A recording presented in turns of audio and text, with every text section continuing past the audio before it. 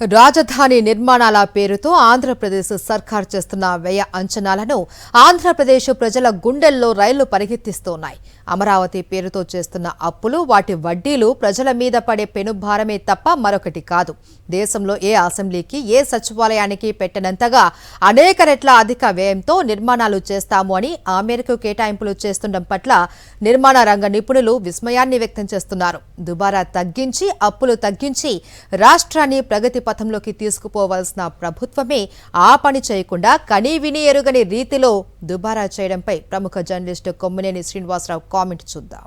అప్పు చేసి పప్పుకూడు అన్నది పాత సామెత. అప్పు చేసి అమరావతి సోకులు అన్నది కొత్త సామెతగా మారింది. కూడు గూడు గుడ్డ అన్న నినాదంతో పుట్టిన తెలుగుదేశం పార్టీ ప్రస్తుతం అందుకు పూర్తి విరుద్ధమైన విధానాలతో సాగుతోందా అన్న భావన కలుగుతోంది. పేదలకు గత జగన్ ప్రభుత్వం రాజధాని ప్రాంతంలో ఇచ్చిన ఇళ్ల స్థలాలను రద్దు చేయడంతో కోట్లు వెచ్చించగల ధనికులకే రాజధాని పరిమితం అన్న అభిప్రాయం బలపడుతోంది. అమరావతి రాజధాని గ్రామాల్లో వేల కోట్ల అప్పులు తెచ్చి నిర్మాణ కార్యక్రమాలు చేపట్టడం వల్ల ప్రజలకు ఎంతవరకు మేలు కలుగుతుందన్నది ఇప్పటికీ చర్చనీయాంశంగానే ఉంది. అవసరమైన మేర కట్టడాలు నిర్మించుకోవడాన్ని ఎవరు తప్పుపట్టరు. అసలు రాజధాని అంటే ఏమిటో, ఇక్కడ ఏ కార్యాలయాలు, ఇతర నిర్మాణాలు ఉండాలో అన్న దానిపై అవగాహన లేకుండా లేచిందే లేడికి ప్రయాణం అన్న చందంగా ఒక నగరాన్ని సృష్టిస్తామని పాలకులు చెబుతుంటే వినడం తప్ప ఏమీ చేయలేని పరిస్థితి ప్రజలకు ఎదురవుతోంది. తాజాగా జరిగిన మంత్రివర్గ సమావేశంలో 2 ముఖ్యమైన నిర్ణయాలు చూడండి. అమరావతిలో నిర్మించే భవనాల అద్దాలకే 2540 కోట్లు వెచ్చించాలని, అలాగే అసెంబ్లీ భవనానికి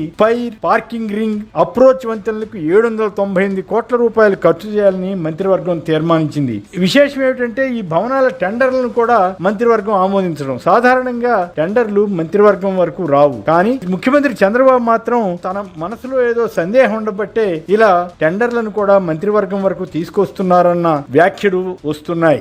ఏ రాష్ట్రంలోనూ ఇంతలా రాజధాని పేరుతో డబ్బు వృధా చేయలేదు. దేశ రాజధాని ఢిల్లీలో సైతం పార్లమెంటు భవనానికి కూడా కేవలం 1100 కోట్ల లోపే వ్యయం అయితే ఏపీలో భవనాల అద్దాలకే 2540 కోట్లు ఖర్చు పెట్టాలని అనుకున్నారంటేనే ఏ మేరకు షోకులకు పోతున్నారో అర్థం చేసుకోవచ్చు. కొద్ది సంవత్సరాల క్రితం నిర్మాణమైన తెలంగాణ సచివాలయ భవనానికి కూడా 1000 కోట్ల లోపే ఆ ప్రభుత్వం ఖర్చు చేసింది. డబ్బుంటే ఎన్ని షోకులైనా చేసుకోవచ్చు, ఎవరు తప్పు పట్టరు. అలా కాకుండా ఆర్థిక పరిస్థితి అధ్వానంగా ఉండి అప్పుల్లో కూరుకుపోయిన ఆంధ్రప్రదేశ్ లో ఏ పని చేయాలన్నా డబ్బులు లేవని చెప్పే ప్రభుత్వం ఈ స్థాయిలో ఖర్చు చేయడం అంటే ఖచ్చితంగా బాధ్యతారాహిత్యమే అవుతుంది. ఈ ప్రభుత్వానికి మెడికల్ కాలేజీల కన్నా అమరావతి భవనాల నిర్మాణమే ప్రాధాన్యం అన్న సంగతి ఇట్టే తెలిసిపోతుంది. రాజధానిలో ఉండే సచివాలయంలో పనిచేసే సిబ్బందే 3000 మంది ఉండరు, కానీ సచివాలయం కోసం 40-50 అంతస్తుల భవనాలు నిర్మించి 40-50 లక్షల చదరపడుగుల విస్తీర్ణం ఏర్పాటు చేస్తున్నారు.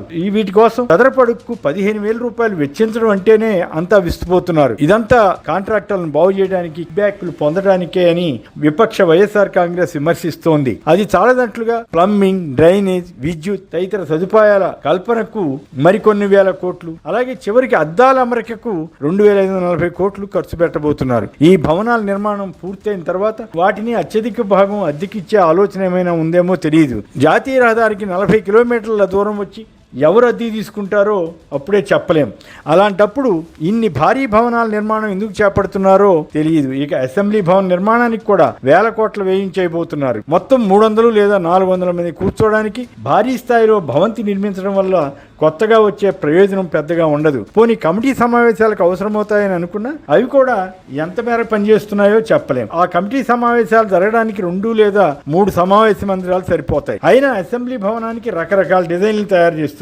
అమరావతి భవనాల డిజైన్ల కోసమే 400 కోట్లు వ్యయం అవుతుందని అంచనా వేసినట్లు వార్తలు వచ్చాయి. ఇదంతా ఎందుకు చేస్తున్నట్లు, ఈ టవర్లపై ఎక్కి నగరాన్ని చూసే సదుపాయం కల్పిస్తామని మంత్రి నారాయణ చెబుతున్నారు. దానికోసం ఇన్ని వేల కోట్లు వ్యయం చేయాలా? ప్రభుత్వం తన సొంత భూముల్లో నిర్మాణం చేస్తే అదో పద్ధతి. అలా కాకుండా రైతుల నుంచి వారి ఇష్టపూర్వకంగానో లేక బలవంతంగానో భూమిని సేకరించారు. వారికి కౌలుతో పాటు పలు హామీలను ఇచ్చారు. ప్రభుత్వ ఖర్చుతో లేఅవుట్లు వేసి మౌలిక వస్తువులు కల్పించిస్తామన్నారు. ఇందుకోసం 1 ఎకరాకు 2 కోట్లు అవుతుందని 7 ఏళ్ల క్రితమే చంద్రబాబు సర్కార్ కేంద్ర ప్రభుత్వానికి ఉత్తరం రాసింది. కేంద్రం దీనిపై స్పందించలేదు. కాకపోతే ఈ టర్మ్ లో ప్రపంచ బ్యాంక్ ఇతర అంతర్జాతీయ సంస్థల నుంచి అప్పులు తీసుకోవడానికి అవకాశం కల్పించింది. అప్పు తీర్చవలసిన బాధ్యత ఏపీ ప్రభుత్వానిదే. అంటే ఏపీ ప్రజలు అప్పులను వడ్డీతో సహా చెల్లించాల్సిందే. అంటే రాష్ట్రంలోని అన్ని ప్రాంతాల వారు 5 కోట్ల మంది ఈ అప్పునకు బాధ్యులైతే ఇక్కడ పెరిగే భూముల విలువ వల్ల లబ్ధి పొందేది కొన్ని వేల మంది మాత్రమే. ఇదంతా ఉపాధి కేంద్రం అవుతుందని ప్రభుత్వం ప్రచారం చేస్తున్నా ఆ స్థాయిలో ఇక్కడికి వస్తున్న కొత్త సంస్థలు అంతంత మాత్రంగానే ఉన్నాయి.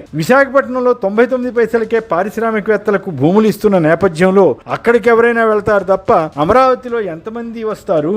ఒకవేళ వచ్చినా ఇక్కడ కూడా అలాగే ఉచితంగా భూములు ఇవ్వగలుగుతారా? అలా చేస్తే అమరావతి ద్వారా ఆదాయం ఎలా వస్తుంది? సెల్ఫ్ ఫైనాన్స్ అని ప్రచారం చేశారే, అదంతా ఒట్టిదవుతుంది కదా. విశాఖలో కాస్మోపాలిటన్ కల్చర్ ఉంటుంది, కానీ అమరావతిలో అలా ఉండదు. ఇప్పటికే ఉన్న అసెంబ్లీ, సచివాలయం వంటి వాటిని మళ్లీ నిర్మించడం ద్వారా ధనం వృధా చేస్తున్నారన్న విమర్శ ఉంది. టీడీపీకి గట్టి మద్దతుదారుగా పేరొందిన మాజీ పోలీస్ అధికారి వెంకటేశ్వరరావు 2వ దశ పూలింగ్ నిమిత్తం భూములు తీసుకోవడం పెద్ద స్కామ్ అని వ్యాఖ్యానించారు. అయినా ప్రభుత్వం వేల ఎకరాల భూముల సేకరణకు ముందుకు వెళ్తుంటే రైతులు అల్లాడుతున్నారు. ఎంతవరకు తొలి దశ రైతులకు హామీ ఇచ్చిన రీతిలో రిటర్నబుల్ ఫ్లాట్లు ఇవ్వలేదు. మరోవైపు పేదల కోసం జగన్ ప్రభుత్వం ఇచ్చిన 50,000 ఇళ్ల స్థలాలను రద్దు చేయడం కూడా ఈ ప్రభుత్వ వైఖరి తెలియజేస్తుంది.